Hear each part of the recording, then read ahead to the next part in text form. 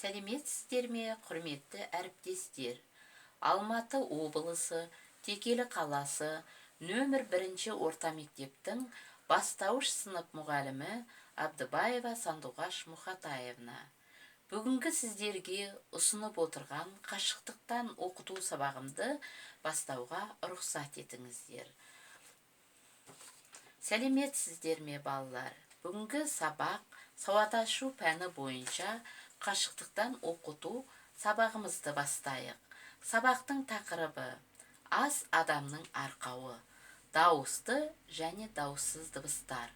Оқу мақсаттары: сөздегі дыбыс түрлерін, дауысты, дауыссыз, жуан және жіңішке дауыстыларды ажырату, дұрыс дыбыстау. Оқудың түрлерін буындап оқу, жиі кездесетін сөздерді тұтас оқу, түсініп оқуды қолдану. Сабақ мақсаты: барлық оқушы дыбыс пен әріпті танып ажырата алады. Көпшілігі сөздерді, дыбыстарды орфоэпиялық нормаларға сәйкес дұрыс айта алады. Оқушының кейбірі алған білімді өмірде қолдана алады. Бағалау критерийлері: сөздегі дыбыс түрлерін, дауысты, дауыссыз, жуан және жіңішке дауыстыларды ажырата алады және дұрыс дыбыстайды. Оқудың түрлерін буындап оқу, жиі кездесетін сөздерді тұтас оқу, түсініп оқуды қолдана алады. Жаңа тақырыпты бастамас бұрын, өткен тақырыпты еске түсіріп, сұрақ-жауап жүргізіп көрейік. Дыбыс дегеніміз не? Әріп дегеніміз не? Олардың айырмашылығын атаңдар. Дыбысты естиміз, айтамыз. Әріпті көреміз, жазамыз, оқимыз. Барлық сөз дыбыстардан тұрады. Оларды жазуда әріппен белгілейміз. Дыбыстар екіге бөлінеді: дауысты дыбыстар және дауыссыз дыбыстар. Дауысты дыбыс дегеніміз әндетіп, созылып айтылады, ауа өкпеден кедергісіз шығып, үннен ғана тұрады. Дауыссыз дыбыс дегеніміз созылуға келмейтін және өздігінен буын құрай алмайтын дыбыстар. Сіздердің оқулықтарыңыздағы 9 бетінде көрсетілген. Қазақ тілінде 12 дауысты дыбыс бар, 25 дауыссыз дыбыс бар. Келесі бірінші жаттығу: мәтінді тыңда. Нанға бал жағып жеп отырған Асқар әжесіне қарап: «Әже, бал тәтті ме, әлде нан тәтті ме?» деп сұрады. «Нан тәтті», деп жымиды әжесі. «Жоқ, әже, бал тәтті ғой», деді Асқар. «Я, балам, бал тәтті. Бірақ қанша тәтті болса да, күнде жей алмайсың. Ал нанды күн сайын жейсің. Наннан қасиетті тағам жоқ. Сондықтан нан тәтті десек те болады». Балалар, Асқардың әжесі нанды не себепті тәтті деді? Ал сендер қалай ойлайсыңдар? Нан тәтті ме, әлде бал тәтті ме? Нан, бала, қасиетті сөздеріндегі дыбыстардың қайсы дауысты, қайсы дауыссыз екенін айтыңыздар.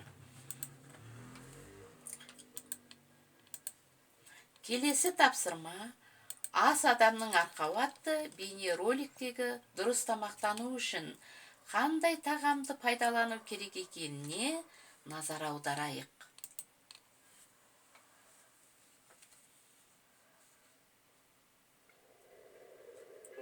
Салауатты тамақтану дағдылары. Сәлем, менің атым Руслан. Бүгін мен салауатты әдеттер жайында айтып беремін. Таңғы, түскі және кешкі асты күнделікті бір уақытта ішкен дұрыс. Негізгі астар арасында жеміс-жидек немесе аздап жаңғақ жеуге болады. Әрбір асқа кемінде 20 минут бөліңіз. Тамақты аздаған бөлшектермен жеңіз. Асықпай шайнаңыз. Тамақты рахаттанып ішу үшін басқа заттарға алаңдамауға тырысыңыз. Ұялы телефонға, теледидарға немесе компьютерге. Тамақтың орнына гаджетке назар аударғанда, миыңыз нені және қанша мөлшерде жегеніңізді білмей қалады. Сондықтан, тамақты шамадан артық жегендіктен кейіннен өзіңізді нашар сезінуіңіз мүмкін.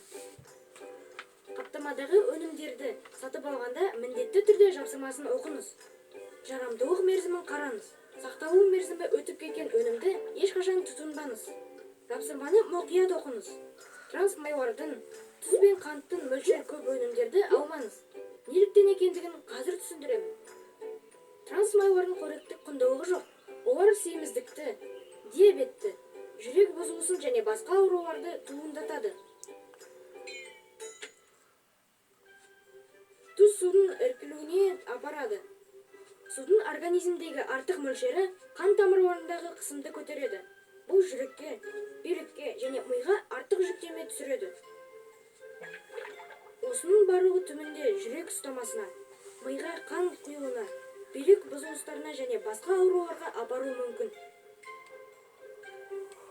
Қант энергия көзі болғанымен, тәттіге, әуестік, семіздікке, диабетке және басқа ауруларға апару мүмкін.